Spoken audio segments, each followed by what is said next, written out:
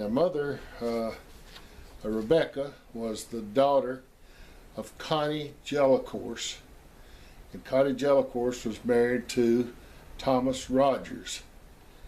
And so they lived in Murfreesboro on this big farm in Murfreesboro, and they had a very large family. There was Rebecca, of course, and then there was Bill. His name was John William Rogers, and they called him Bill Rogers. He became a very successful attorney in Florida. And then there was Fred. He was graduated from college. He became a farmer. He operated the farm there, and also a farm down the road there on Brayville Pike. And then there was Dot. She married Rapier. He was in the Merchant Marines in the war, and a lot of real wild stories about being in that. And then there was Temp. And I think y'all remember Temp. She was on Vogue magazine, the cover of Vogue magazine. She's a beautiful woman, just absolutely beautiful woman.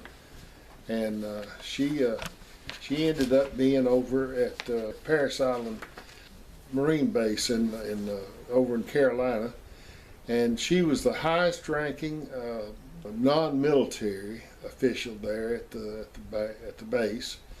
And you kids may remember we went to her funeral, and they could not give her a military funeral, but she was so highly thought of that when she died, they had all the military generals and everybody were there.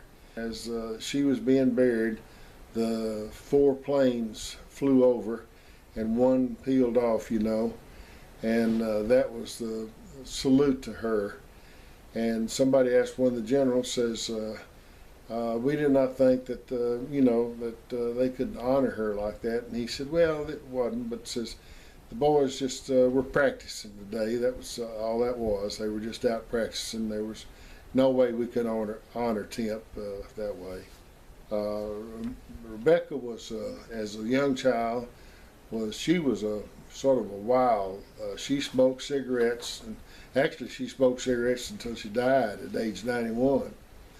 And she had an old convertible car with a rumble seat, and she would go to the football games, and she would party and just have a heck of a time enjoying life and everything. And the fact that she, in this, a college graduate,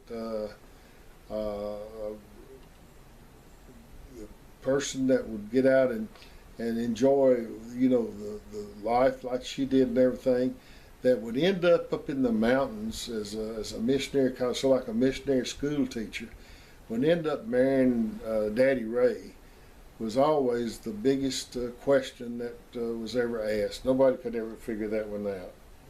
I just thought I'd bring you up to a little bit on Mother's family.